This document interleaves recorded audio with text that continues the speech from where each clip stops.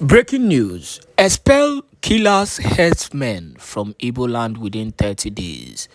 Ohaneze gives warning to herdsmen. Good morning, good afternoon, good evening, wonderful people, lots of freedom all over the world. Once again, you're welcome to Let's Talk TV. And once again, you are welcome to News Round happening in Biafraland. The news in details.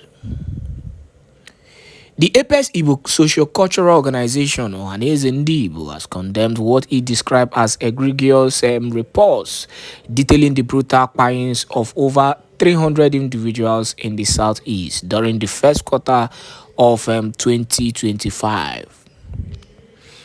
The organization warned that the rising violence and the silence of southeast governors in the face of the bloodshed present a dual tragedy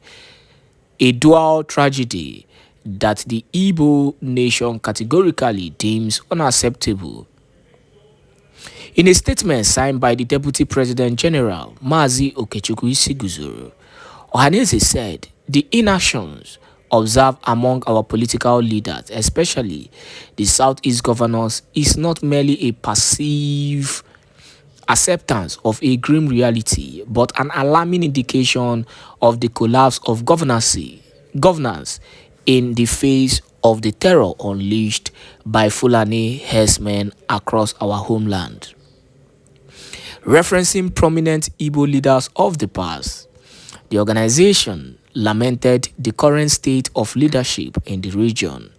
Our esteem forbears legendary figures such as Dr. Nnamdi Azikiwe, Dr. Michael Okpara, Dr. Francis Akanu Ibia, Dr. C.C. Ono, Chief Sam Bakwe, D. Modumegu Ojukwu, and Dr. Alex Ekweme would undoubtedly express their profound dismay over the craving silence and hypocrisy displayed by the current Southeast governors, the statement reads. Ohaneze stated that the lack of response to these attacks has allowed terrors to spread unchecked, with innocent Igbo farmers subjected to relentless attacks, while those in power remain conspicuously absent from the fight against this palpable jihadist threat. The organization warned that Igbo land is under siege and that the international community must take notice of the atrocities. Before I round up with today's news, one thing I will keep on saying is that the Southeast governors are part of our major problem in Biafraland. And Ohaneze Igbo also are still part of the problems we are having, because they can't come out and tell me that they do not know or they've not been hearing about this thing. Ohaneze does not even know their work. Ohaneze is an Igbo body, like is the body that is in charge of everything that has to do with Igbo, Ndi Igbo, worldwide. But they only speak when they are affected. They only speak when they are affected. And that is my problem with the so-called Ohaneze Igbo. Now, they are calling the governors. You're calling the governors to do what? That is the question. What are you calling the governors to do? Governors that have already been compromised? Is it the governors that have been compromised over and over again? Or the ones, that have sold themselves to this so-called Fulani oligarchy? The reality is that to handle these guys, these so-called Fulani guys, these criminals, these terrorists, it is only by violence that you can handle them. Since they hunt with gun, hunt them back with gun. I saw a video that was trending. If a Fulani herder came to an Igbo man's farm and was destroying the crop, the man started making video. What the Fulani terrorists did was to rush and collect the video, the man's phone, and was threatening that he was going to buy the man in his own land, in his own farm. These are the goals in which these guys used to, do things in our land is what baffles me. It is because of our people have given them that allowance too much. If you buy 10, others will run. Others will take note and will run. It's as simple as that. So it is not about calling the governors. What will the governors do? The governors are part of them. After all, they claimed that they've been giving some of the rulers money. That each time they come to a community, they see the ruler of that community and give the rulers money. That means some of these our so-called rulers and our kings have been selling us. It's as simple as that.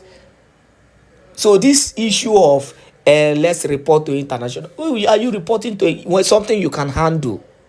You want international community to come and handle it, to leave their country and come and handle it for you? It doesn't make sense.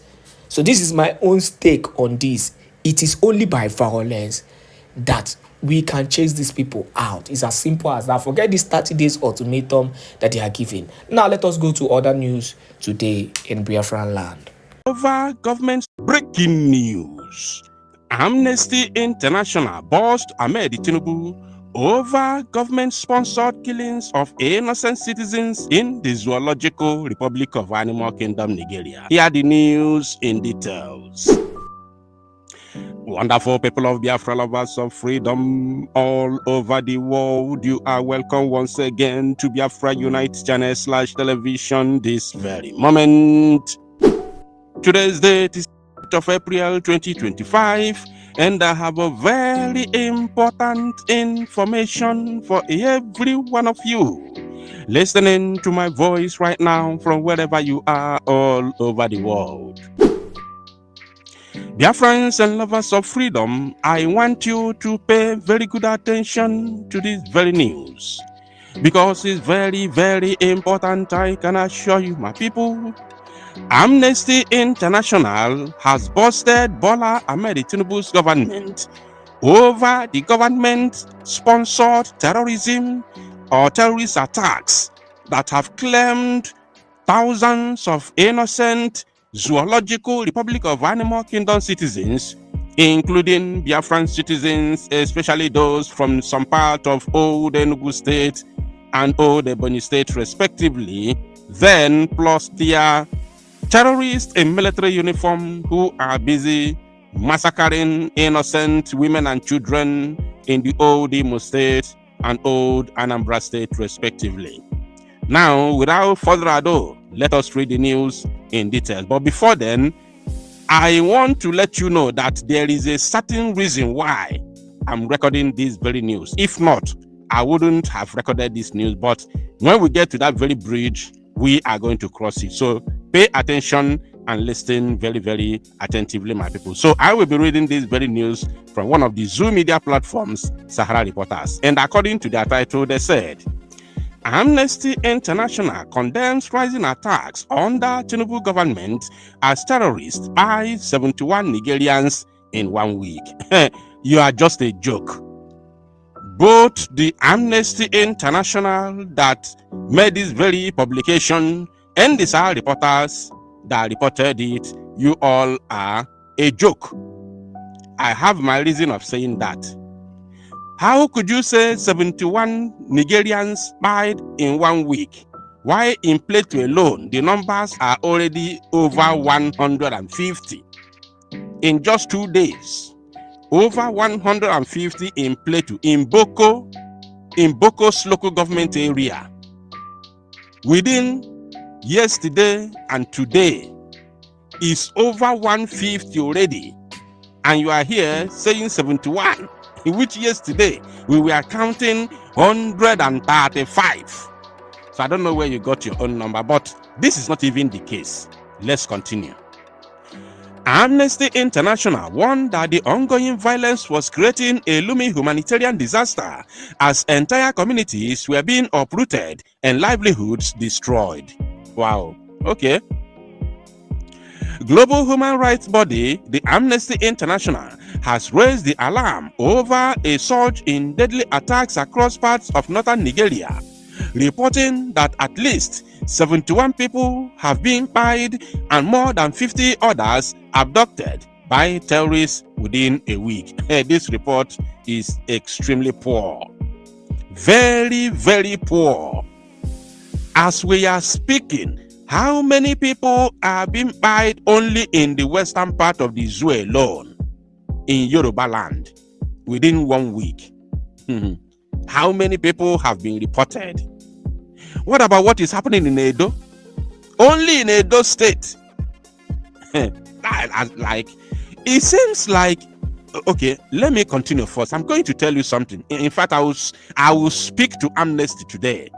The reason why I'm making this very report is because I want to talk to Amnesty International.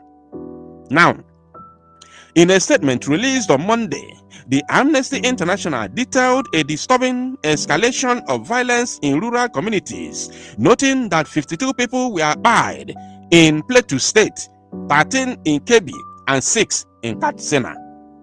Is that all you got? Is that all you got, Amnesty International? Now, the organization also stated that over 50 people were abducted in separate attacks in Katsina State. Over a week, at least 71 people have been killed, 52 in Plateau, 13 in Kebbi, and 6 persons in Katsina. Also in Katsina, gunmen have abducted over 50 people. The gunmen on rampage of bloodshed are escalating deadly attacks on rural areas where hundreds are being displaced, the organization stated. Now, Amnesty International, you are being biased. Time has come when you look at the king eyeball to eyeball and speak to the king. In fact, you can even wear a face cap to talk to the king. Amnesty International, I want you to hear me and hear me very loud and clear. You are being biased.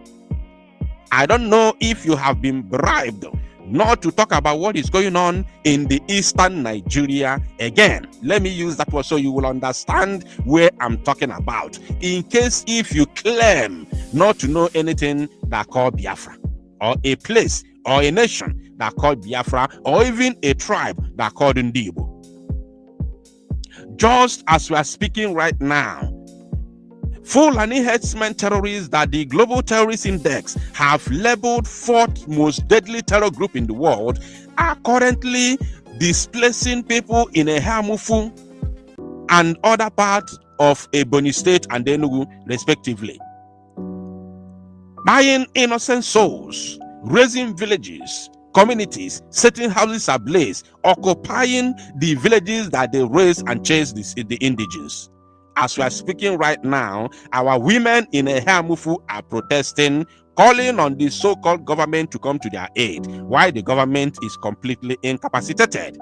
Peter Mba, the so-called governor of Enugu State, is completely incapacitated. He cannot even utter a word. What did he do? This is official now. What did Peter Mba do? Peter Mba sent the king, so-called kings, which I call them political kings.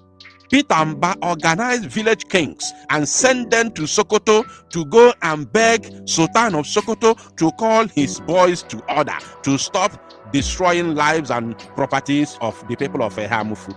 This is official. It happened in real life, official just 2 weeks ago.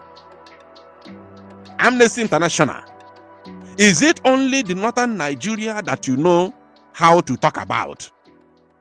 Since 2017 that you made a report about how the Zoo terrorist army and police killed innocent Biafrans in Aba, since then till today,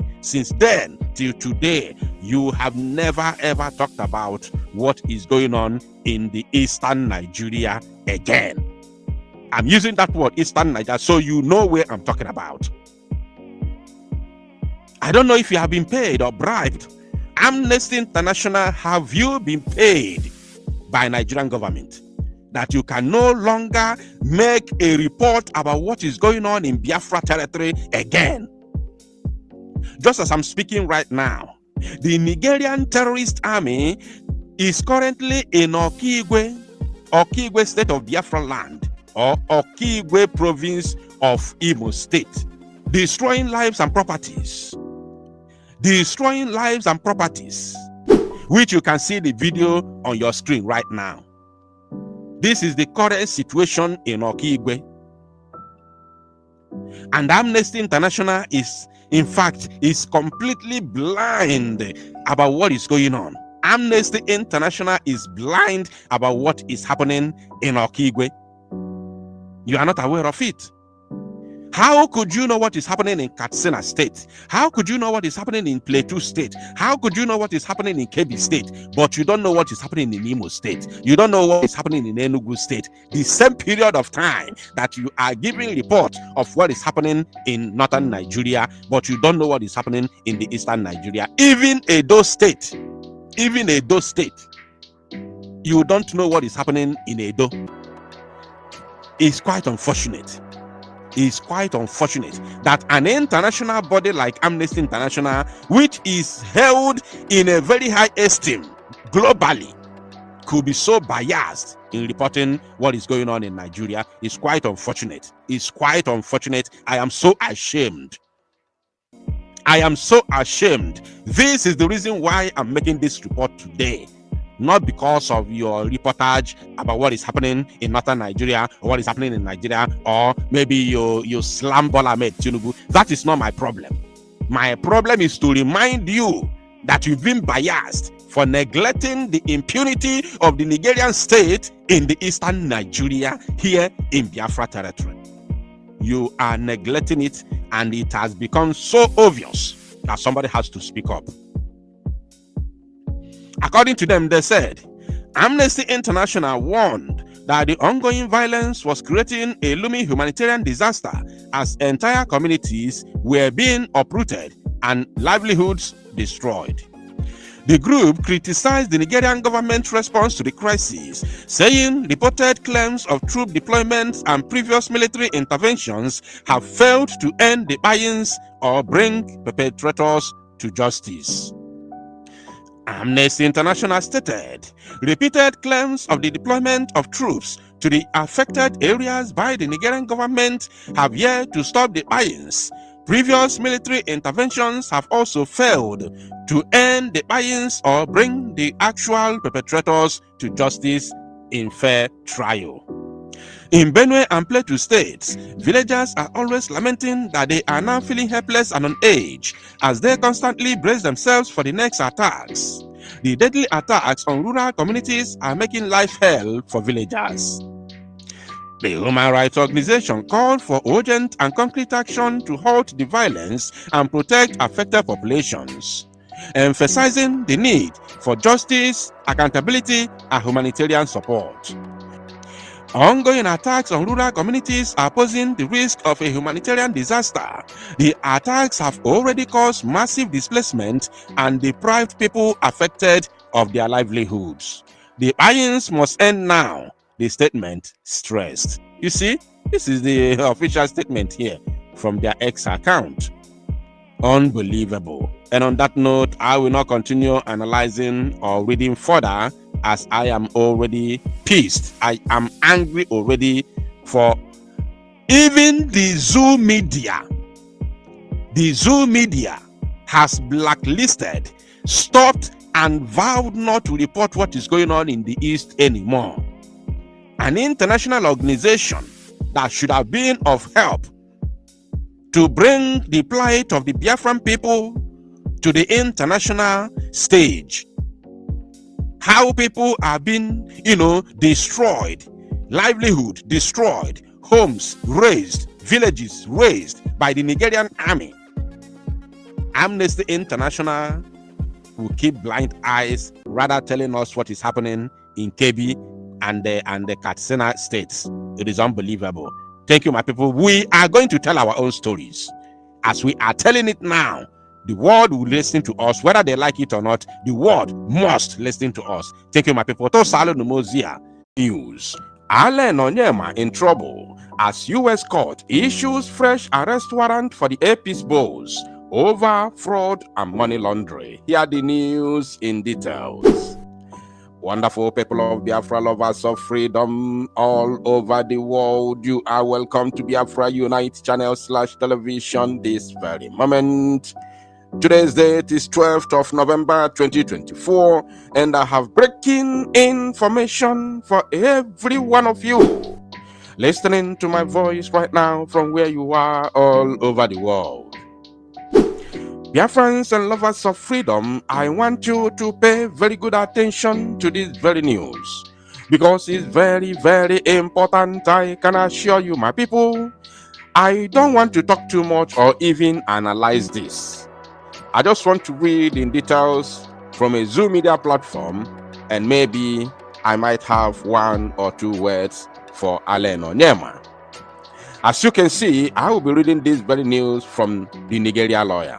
And according to their title, they said, U.S. court renews arrest warrant for AP CEO over 20 million fraud case. Prosecutors add 2 new charges. Wow. You can see the date is actually November 12, 2024. So we are talking about current news. A United States court has issued an order for the arrest of Airline Onyema, the founder, CEO of APs Limited, over 20 million bank fraud case that has been pending against him for 5 good years. Wow. The Federal District Court for Northern Georgia, Atlanta, renewed the arrest warrant on 9 October following the addition of more charges to the case against Mr. Onyema and his co-defendant, Ejirogene Eyaga, the airline's chief of administration and finance. U.S. authority files the superseding indictment on 8 October, alleging new counts of obstruction of justice and conspiracy to obstruct justice. The 2 counts added to the pre-existing 36 count of conspiracy, money laundering, bank fraud, credit application fraud, and identity theft. The superseding indictment brought the counts to 38. Again. On the day the superseding indictment was filed, Assistant U.S. Attorney Christopher Huber filed for a new arrest warrant after the first one issued against Mr. Onyema in 2019. On the following day, 9 October, a deputy clerk of the court signed and delivered the new arrest warrant to the U.S. Marshal, the American body that carries out the arrest of fugitives. I told you I do not want to analyze anything. I'm going to read the news. I know the reason why I said so. Just let's continue. It will be recalled that the preparatory to the filing of the charges in 2019, Ruze Vineyard, a magistrate at the United States District Court for the Northern District of Georgia, issued a corresponding warrant of arrest for Mr. Onyema and Eyaga in Canada.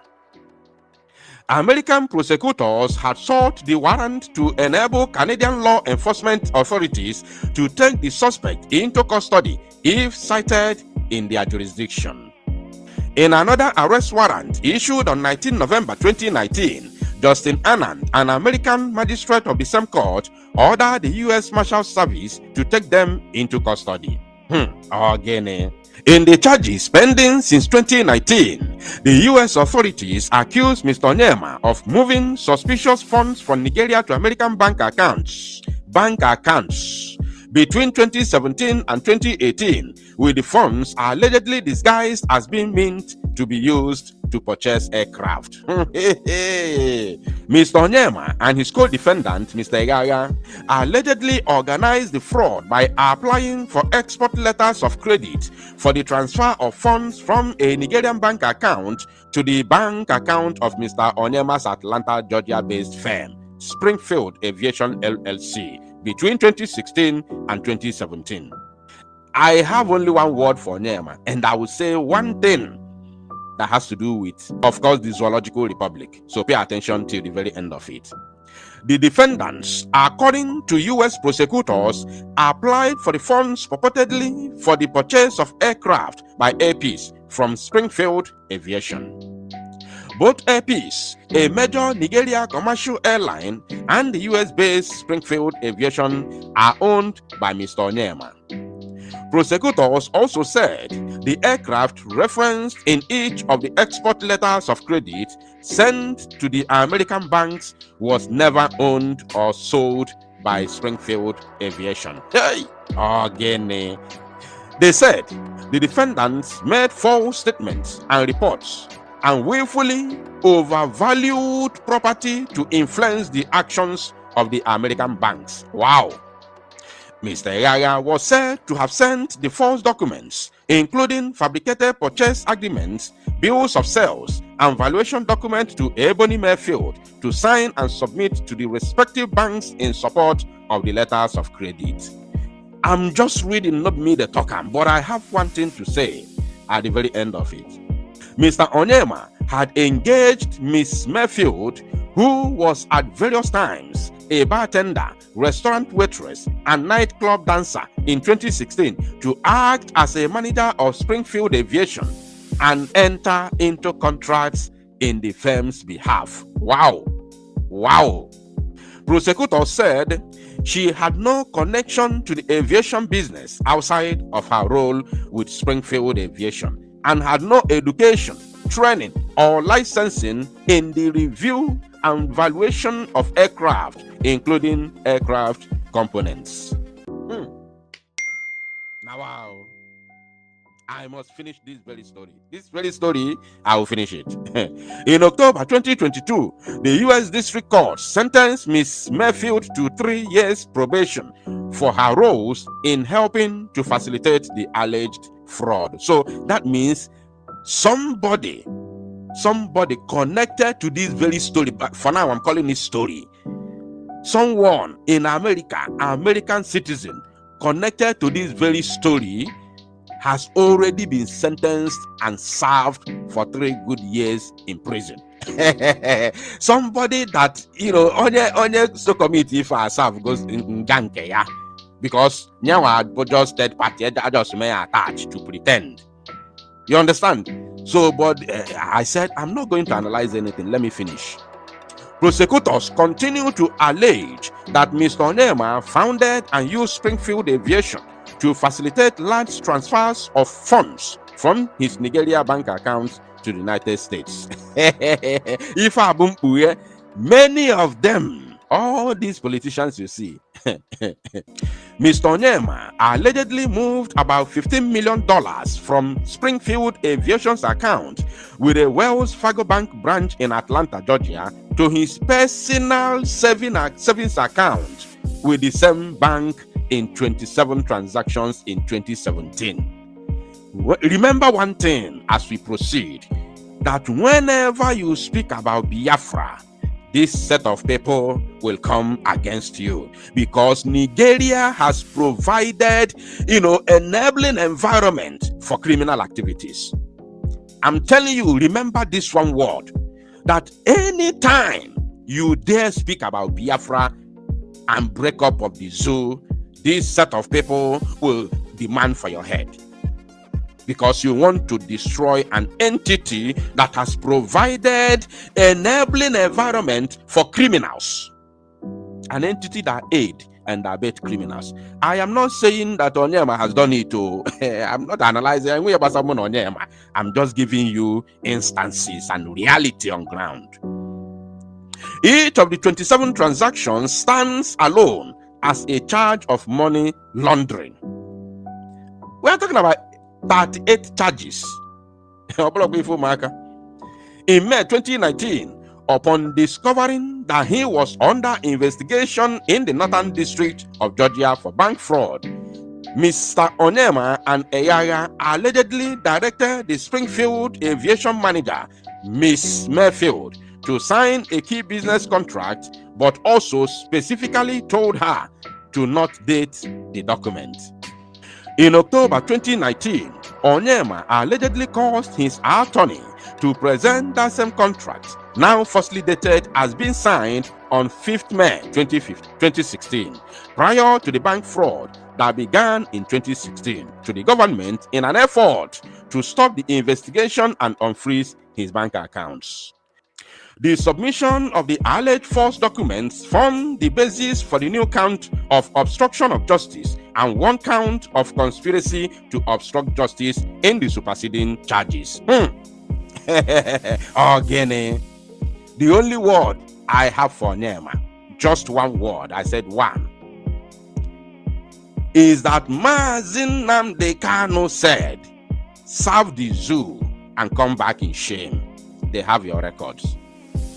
So those who always get mad whenever they hear about Biafra, and you are a Biafran, Igbo, these are the people that benefit from the criminal entity known as the Zoological Republic of Animal Kingdom, Nigeria. I'm telling you, I am not the judge. I know so I don't do am, but keep an eye on this case. Thank you, my people. Toast and make it go viral.